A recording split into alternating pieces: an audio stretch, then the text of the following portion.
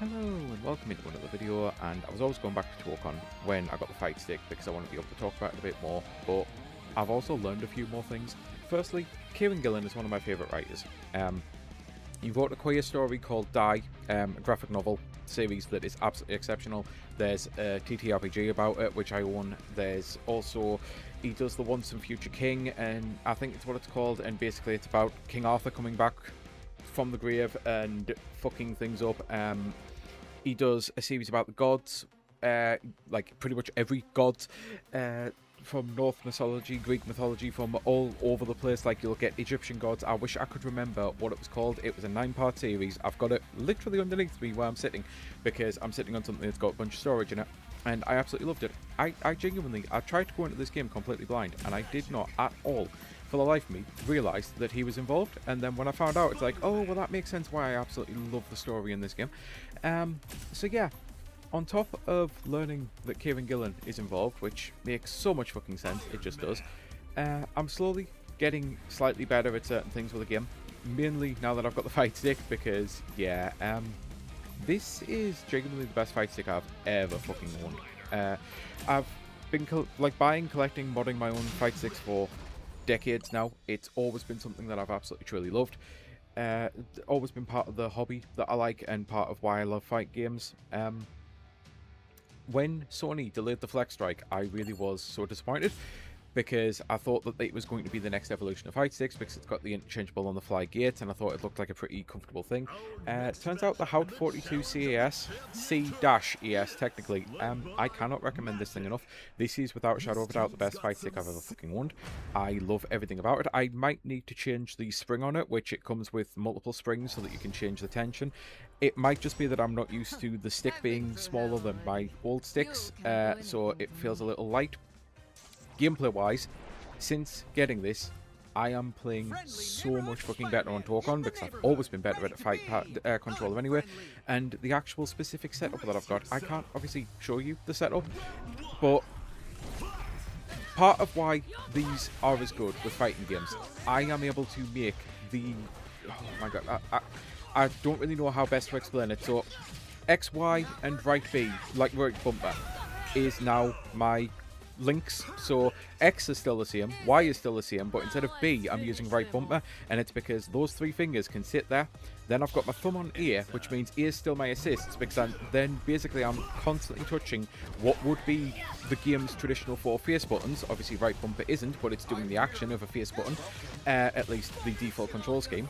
Then I've got a button called M1, which is linked to my left stick, and that's how I actually swap characters out. It sits just between X and Y, which means I can easily, when I'm in the middle of doing combos and bringing in assists, I can then change to my other character just so rapidly. It's unbelievable. Then, finally, I have the other 4 buttons, which do obviously play a huge part in how you actually play this game. But my little finger basically uses all of those. For the most part, I do my thumb on B, but my little finger does right trigger, and left bumper. And I wasn't even focusing on playing the game there. I was literally talking to you what buttons I was pushing as I was actually pushing them, and apparently I won, so that's kind of funny. But on top of that, I have a start button, very easily accessible. Do you know how difficult it is on fight sticks when they decided to put the start button on the fucking side of the fucking fight stick so that you can't see it, and you're fumbling around and you're pushing buttons and you invariably touch something that you're not supposed to, like the home button on the Switch or something. But yeah, if you are genuinely looking to get a fight stick, this is one of the cheapest ones I've ever bought as well. Like, I have bought a lot of Horis, a lot of Mad Cats, like so many fucking sticks over the years. I've bought a couple of off-brand ones, a couple of Houts as well. I've bought some Hout Leveluses, which is why I actually was interested as soon as I found out that Hout were finally making an actual stick. And yeah, this was only 130 all in, which I know is expensive, but for a fight stick it actually isn't. Like, genuinely, the fucking Flex Strike is 180, and it's supposed to be competing with this. This is absolutely magnificent. I can't believe how easy it is to tear down. I've already tweaked all of the buttons. Genuinely, when I got it, that was the first thing I do, because that's kind of what you have to do with a fight stick. You have to tweak these things and make it your own, and that's what I did. I ripped it open straight away, because all you do is you pull the stick off and then you push a button on the back of it and lift the panel off, and then every tool that you need either comes in the box or is actually built into the thing. The actual, when you take the paddle off, everything that you need to tweak the button travel time from 1mm down to 0.3mm, which is what I've got it set to, because I don't like a lot of travel time on my buttons, for obvious reason of that adds input latency. It may not seem like a lot, but when you're going from the all the way to the left is 1mm, then you get 6mm, which is what it's on in standard, then you get 0.3mm. So as standard, it's got twice as much travel time. And again, I understand it may not seem like a lot, but it truly does make a difference. Now, obviously everyone's different and likes their different things, so at the end of the day, some people may not like that and may want spongier buttons. I don't know why. Some people obviously may not even like these sticks. But genuinely, if you are going to ever get one to try one, the Hout 42 CAS, obviously none of this is fucking sponsored or anything. I don't get money for anything on this channel. It is purely a hobby. This is just the hobbyist saying, genuinely, this is the best fucking fight stick I have ever bought myself. I love every last thing about it, and I haven't even got to the point where I set up the technical side of it, because I know fine well I can plug it in, the same as a levelist, and I'll be able to custom tweak things. Now, I obviously may not want to do that. Okay, as much as I'm actually saying this is amazing, all of a sudden I've got a weird thing there where I just couldn't move. I think that was actually the game though. I am one of the... like, when Tōkon came out, didn't have a single issue on the PC after the first year where I had login issues with Sony being weird.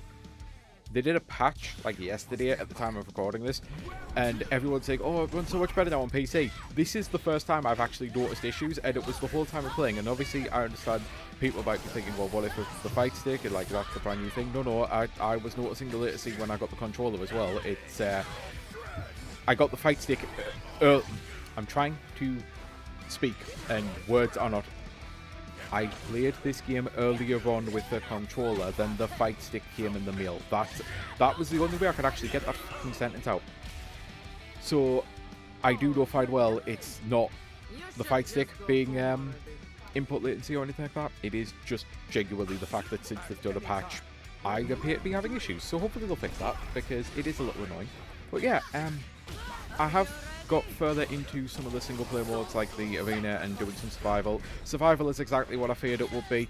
Basically, it is the most monotonously easy computer. I'm getting perfect after perfect after perfect, and then you get a boss fight, and the boss fight is actually kind of a challenge, and then you lose a little bit of health, but it doesn't really matter how much health you lose, because then you get perfect after perfect after perfect on the cannon fodder, which basically means that so far in the first, I think I'm 30 into it. Maybe I'm only 20 into it, but... or 25. Either way, I'll say the first 25 to hedge my bets. Out of the first 25, I've basically had 3 that have been a mild challenge, and it's like, if I could just start this from level 75 onward, I'd probably enjoy survival mode.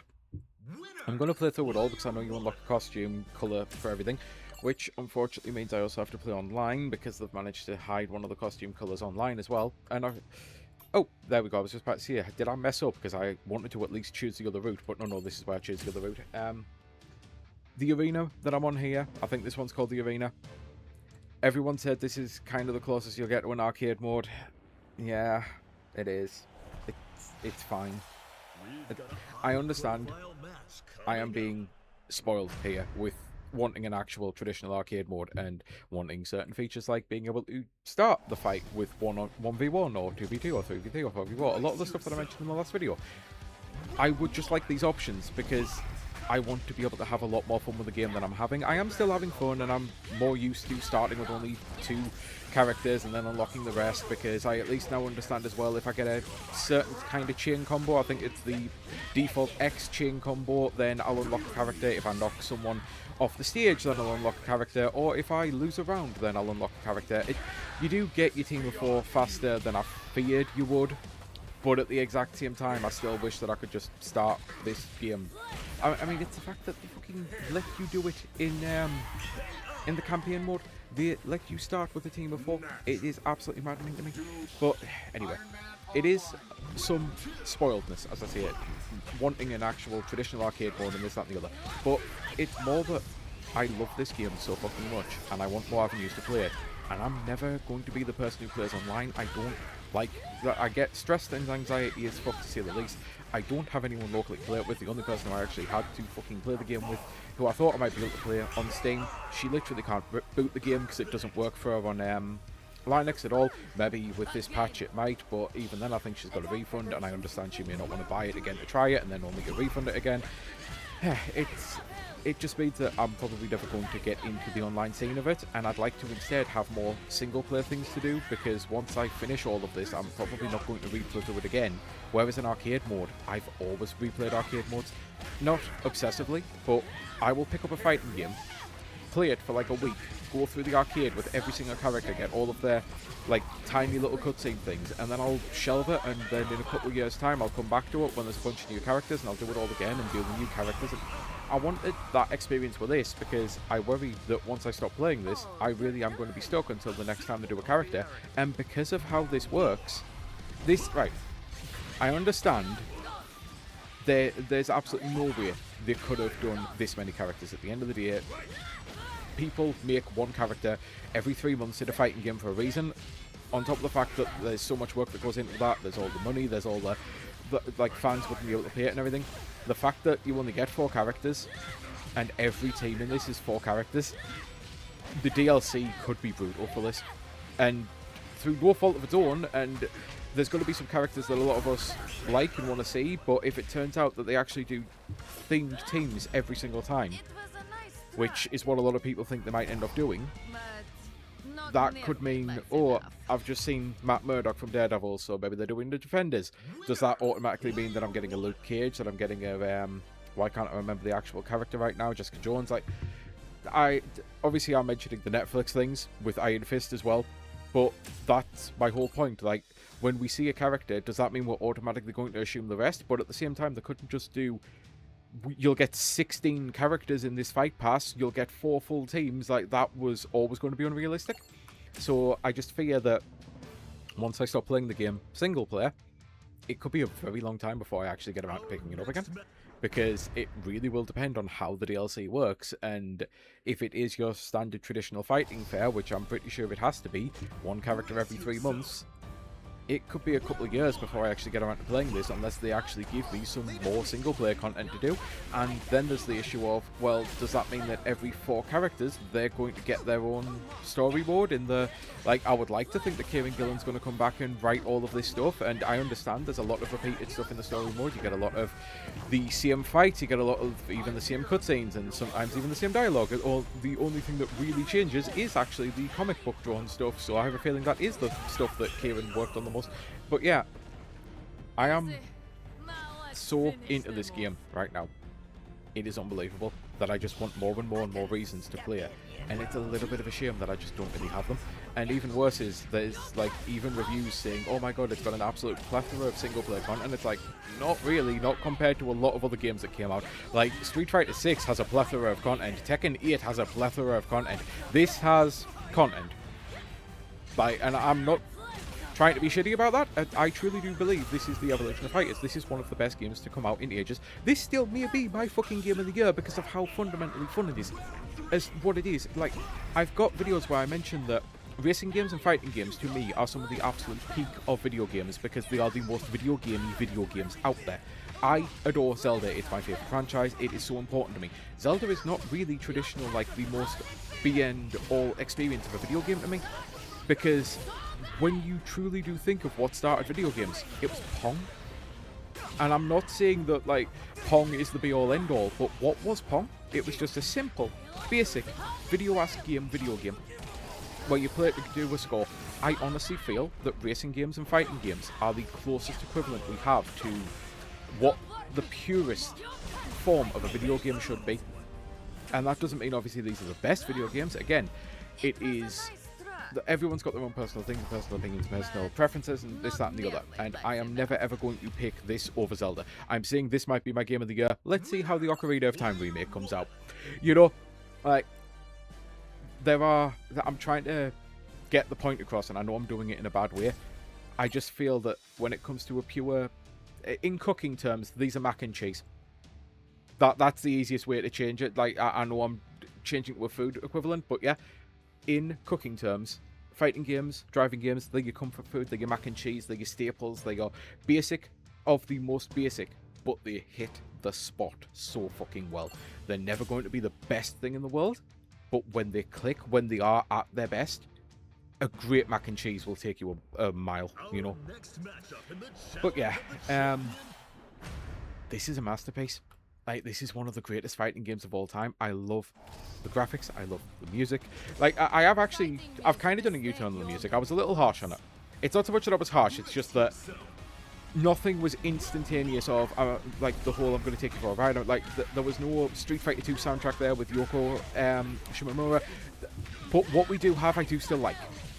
I don't think it's some of the greatest of all time, but it fits the game well. At no point have I thought, you know what, I don't like this music, or this music doesn't fit with the thing. No, it nails the brief pretty.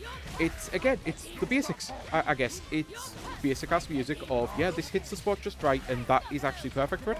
I think if you changed the soundtrack and made it more memorable, that would be a bad thing, because I shouldn't be remembering the music over anything else, because everything else is the star of the show here.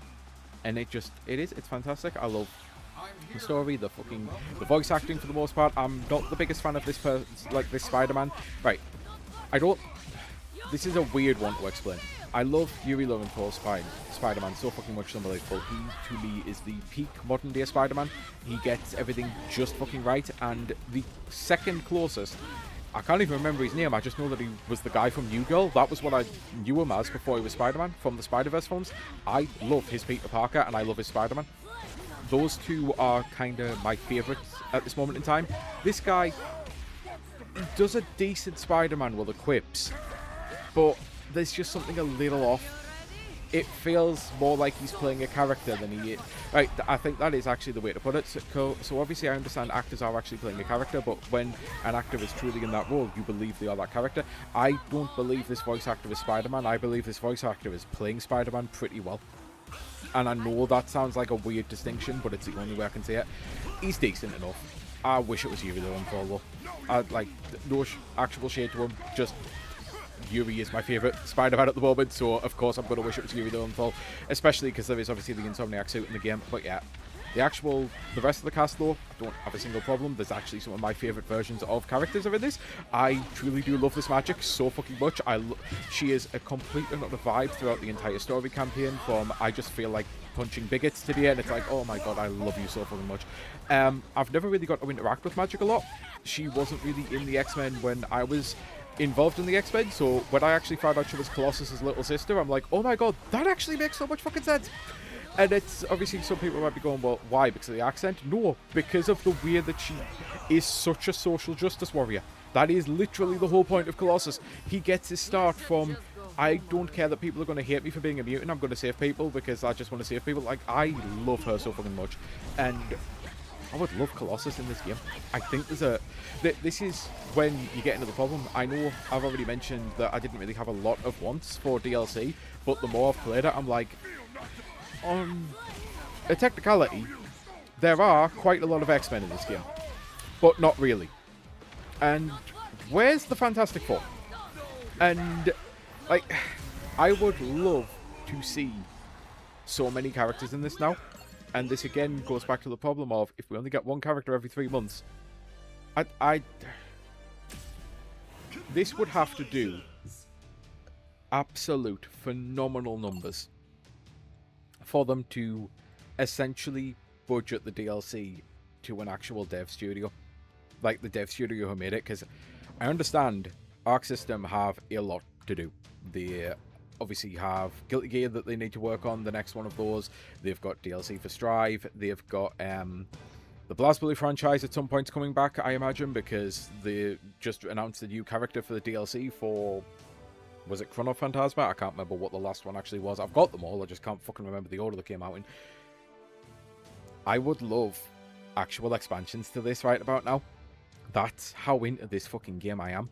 I truly would, instead of, and I know it would get obviously saturated fast and people might not be able to keep up with it, but I really would love it if it was a case of, okay, in 6 months time, instead of just dropping one DLC character, we're going to give you the Fantastic Four expansion. You get all 4 Fantastic Four characters.